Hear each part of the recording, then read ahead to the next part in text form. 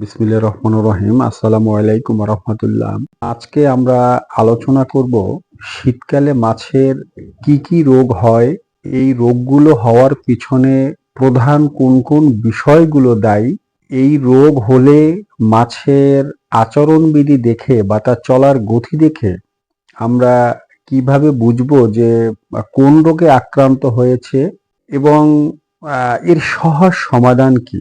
শীতকালে কি ধরনের খাদ্য দিলে সাধারণত মাছ সহজে রোগাক্রান্ত হয় না এবং খাদ্যের সাথে আমরা এডিশনাল উপাদান মানে বাড়তি কি কি উপাদান আমরা কোন নিয়মে মিক্সার করে যদি মাছকে খাওয়াই তাহলে শীতকালেও আমাদের মাছ নিরাপদ থাকবে। প্রথমেই আলোচনা করব যে কি কি কারণে সাধারণত শীতকালে আমাদের মাছ বিভিন্ন ধরনের রোগে আক্রান্ত হয়ে থাকে। প্রথমত হলো শীতকালীন যে তাপমাত্রার পরিবর্তন অর্থাৎ তাপমাত্রা কমে যাওয়া। দ্বিতীয় কারণটা হলো মাত্রা অতিরিক্ত মজুদ ঘনত্ব রাখা। তৃতীয় কারণটা হলো উচ্চ প্রোটিন সমৃদ্ধ খাদ্য বা স্বাভাবিক প্রোটিন সমৃদ্ধ খাদ্য প্রয়োজনের তুলনায় বেশি পরিমাণে দেয়া অর্থাৎ মাছকে ওভার ফিডিং করানো। চতুর্থ কারণ হলো হাইড্রোজেন সালফাইড গ্যাস। পঞ্চম কারণ হলো অ্যামোনিয়া। ষষ্ঠ কারণ হলো নাইট্রাইট। আর এই প্রবলেমগুলো যখন আমাদের পুকুর বা জলাশয়ে হয় তখন সাধারণত অক্সিজেন সংকট এমনিতেই হয়। আর শীতকালে যেহেতু তাপমাত্রাটা একটু কম থাকে সেক্ষেত্রে অক্সিজেন সংকটটা হয়েই থাকে। যখন আমাদের পানির তাপমাত্রা 20 ডিগ্রিতে চলে আসে বা 20 ডিগ্রির নিচে চলে আসে তখনই কিন্তু মাছ সে ফিজিক্যালি সে অসুস্থ হয়ে যায়। তার বিপাকীয় কার্যক্রম থেকে তার দেহে পরিচালনা করার যে কার্যক্রমগুলো সব কার্যক্রমগুলি আস্তে আস্তে স্লো হতে থাকে। তখনই দুই একটা মাছ যদি দুর্বল থাকে সে অসুস্থ হয়।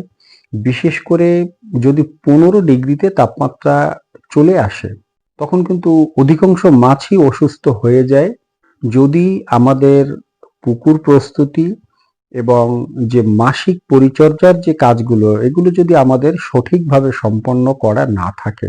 আর সাধারণত আমাদের স্থলভাগের তাপমাত্রার চেয়ে আমাদের জলভাগের তাপমাত্রা 2 ডিগ্রি ব্যবধান থাকে। আর শীতকালে দিনের বেলা তাপমাত্রা তেমন একটা ফল্ট না করলেও রাতের বেলা তো একটু করেই। তো এই জন্যই মাছের এই যে ঘন ঘন তাপমাত্রার একটা পরিবর্তন এটাও একটা বড় সমস্যার কারণ। তো যাই হোক শীতকালীন সমস্যার ভিতরে মানে রোগের ভিতরে প্রথমেই আমি আসব ফাঙ্গাস। কারণ ফাঙ্গাস দিয়েই অ্যাকচুয়ালি আমাদের রোগের শুরুটা হয়। আর এই ফাঙ্গাস রোগ হলে বোঝার উপায় হলো মাছের দেহে তুলোর মতো সাদা সাদা দাগ দেখা যায়। মনে হয় যেন একটা সাদা সুতো মানে তুলোর মতো এখানে আটকে রাখা হয়েছে। কখনো কখনো গোলাকার বা এরকম দাগ দেহের বিভিন্ন স্থানে দেখা যায়। এই দাগটা প্রথমে সাদা থাকে, তারপরে এটা একটু কালচে হয়ে যায়। কালচে হওয়ার পরে এই জায়গাটায় পচন শুরু হয়।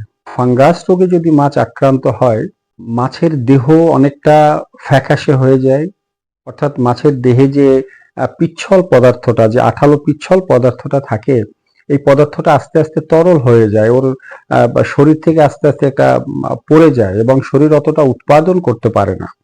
কারণ এই পিচ্ছল পদার্থটা তো বিভিন্ন ধরনের ব্যাকটেরিয়া পরজীবী এটা প্রতিহত করার জন্য মাছের দেহেটা ন্যাচারালি তৈরি হয়। তো এটা আস্তে আস্তে তরল হয়ে ঝরে যায়, মাছের রংটা একটু ফ্যাকাশে হয়ে যায়।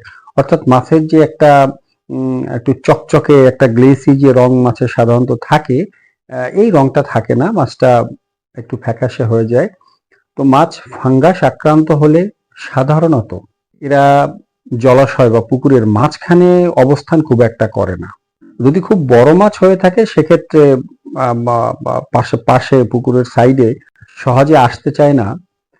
কিন্তু ছোট বা মাঝারি ধরনের মাছ এরা বেশি সময় দেখা যায় যে পুকুরের একদম সাইড ঘেঁষে সাইডে এরা চলে আসছে এবং একদম স্থির হয়ে এরা দাঁড়ায় আছে।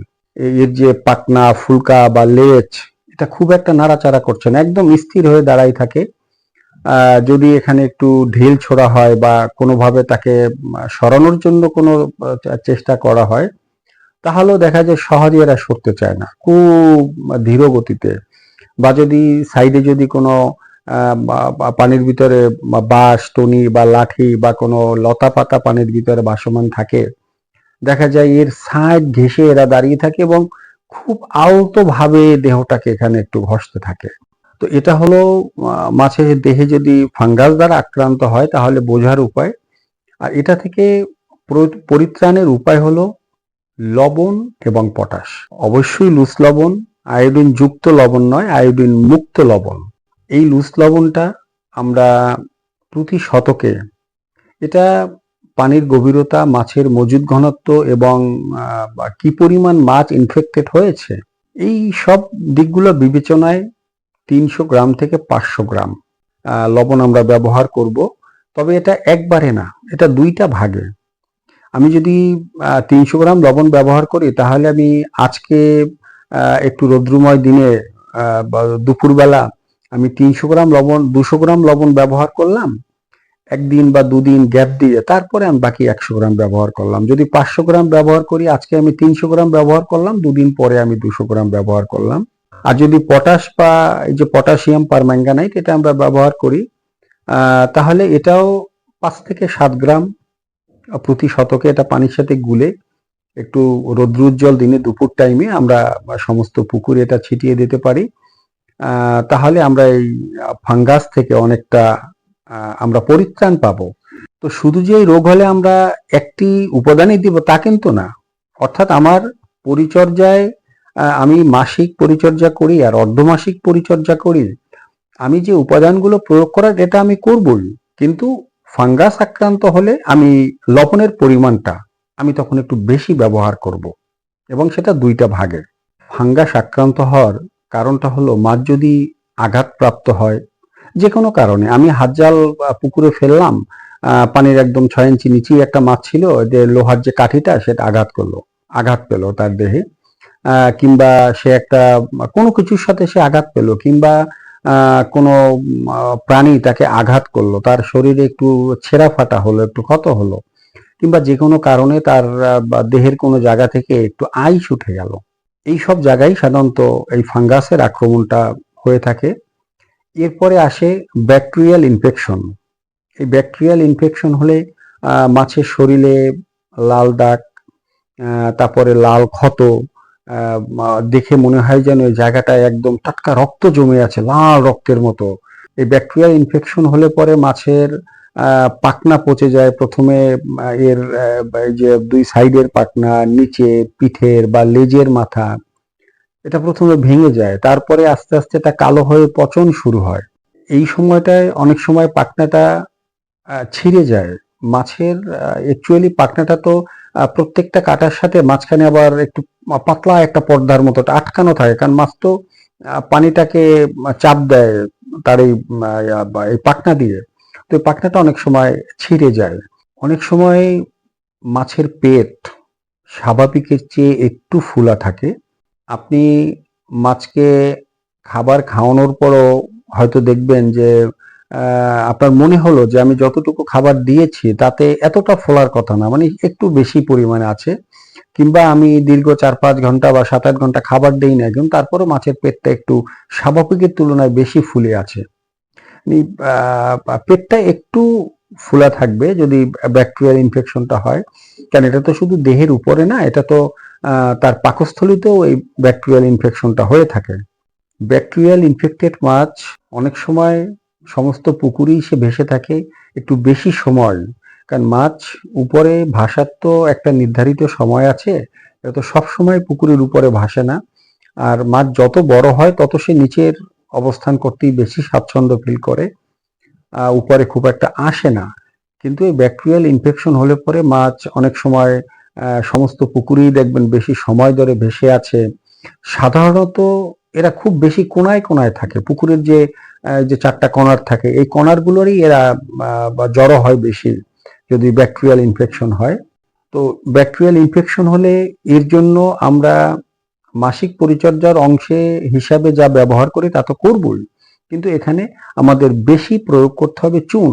এই চুন এর পরিবর্তে অবশ্যই জিওলাইট দেয়া যাবে না, এবং এই যে পাউডার চুন, বিভিন্ন কোম্পানির পাউডার চুন বস্তাবন্দি অবস্থায় বাজারে পাওয়া যায়, এটাও দেয়া যাবে না।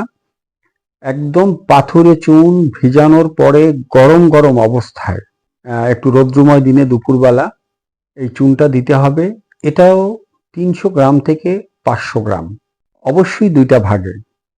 আমি আজকে যদি আমি 2/3 চুন দুপুরবেলা প্রয়োগ করি, আমি কমপক্ষে 3 দিন অপেক্ষা করে 4র্থ দিনে আমি বাকি 1/3 চুন আমার পুকুরে প্রয়োগ করলাম। এই চুনটা যদি আমরা 2 ভাগে গরম গরম অবস্থায় প্রয়োগ করি, তাহলে এই ব্যাকটেরিয়াল সমস্যা থেকে আমরা মুক্তি পেতে পারি ইনশাল্লাহ। এরপরে আসে পেট ফাঁপা বা পেট ফুলে ওঠা। শীতকালীন সময় পেট ফাঁপার সমস্যাটা যথেষ্ট পরিমাণে হয়ে থাকে, কারণ এই সময় আমাদের পুকুরের প্রাকৃতিক পরিবেশটা ঠিক থাকে না, মাছের দেহর যে কার্যক্রমগুলো সেটা সঠিকভাবে হয় না, মাছের বিপাকীয় কার্যক্রম এটা সঠিকভাবে সম্পন্ন হয় না, অর্থাৎ তার খাবারটা সঠিকভাবে ডাইজেস্ট হয় না। তো এই সময়টায় আমরা যদি একটু উচ্চ আমিষ সমৃদ্ধ বা প্রোটিন সমৃদ্ধ মাছকে খাইয়ে থাকি, এবং পেট ভরে যদি খাদ্য মাছকে খাওয়াই থাকি, তাহলে কিন্তু এই সমস্যাটা হয়। কারণ যেহেতু তার বিপাকীয় কার্যক্রম অনেকটা স্লো থাকে, তো এই সময়টায় খাবারটা খেলে খাবারটা ডাইজেস্ট না হয়ে খাবারটা পচে যায়, পচে সেখানে ব্যাকটেরিয়াল সমস্যা তো হয় এবং পেটটা ফুলে ওঠে। তো অনেক সময় দেখা যায় যে যদি বেশি পরিমাণে গ্যাস হয়, পেট ফুলে ওঠে, তাহলে মাছ অনেক সময় উল্টে যায়। সাধারণত এটা বড় মাছের ক্ষেত্রে হয়, খুব রেয়ার, ছোট মাছের ক্ষেত্রে এটা বেশি হয় এই উল্টে যাওয়াটা। এবং বড় মাছ বা ছোট মাছ যে ধরনের হোক না কেন, এই পেটটা যখন গ্যাস হবে, একটু বেশি গ্যাস হলে তারা দেখবেন যে চলার যে গতি, সেই গতিটা তো একটু স্লো হবেই, এবং সে স্ট্রেট চলবে না, সে সোজা হয়ে যাচ্ছে না, সে একটু কাত হয়ে যাচ্ছে। মাছটা যখন দৌড় দিচ্ছে তখন সে কাত হয়ে দৌড় দিচ্ছে, অর্থাৎ মাছের যে স্বাভাবিক চলার যে গতিটা, সেই গতিটা সে পাচ্ছে না। এই গ্যাসের কারণে সে তার ব্যালেন্স ঠিক রাখতে পারছে না, সে একটু কাত হয়ে চলাফেরা করে। তো পেট ফোলা সমস্যা হলে এই জন্য আমাদের প্রথমেই যে কাজটা করতে হবে, পুকুরে যে কোনো ভাবে আমাদের এয়ারেশনের ব্যবস্থা করতে হবে। সেটা এয়ারেটর দিয়ে হোক, কিংবা বাইরে থেকে পানি এনে বা গভীর নলকূপের পানি দিয়ে, বা পুকুরের পানিটাই পুকুরে ফেলে আমাদের একটু এয়ারেশনের ব্যবস্থা করতে হবে। সাথে আমরা সবচেয়ে বেশি উপকার পাবো যদি বেকিং সোডা বা সোডিয়াম বাইকার্বনেট বা খাবার সোডা, যে নামে চেনেন, যদি এই সোডাটা আমরা পানি এবং খাদ্য দুটোতেই ব্যবহার করি। তো পানিতে কিভাবে আমরা বেকিং সোডাটা ব্যবহার করবো, শীতকালীন সময়টা তো অবশ্যই ব্যবহার করা যথেষ্ট পরিমাণে লাভজনক এবং নিরাপদ একদম চাষির জন্য।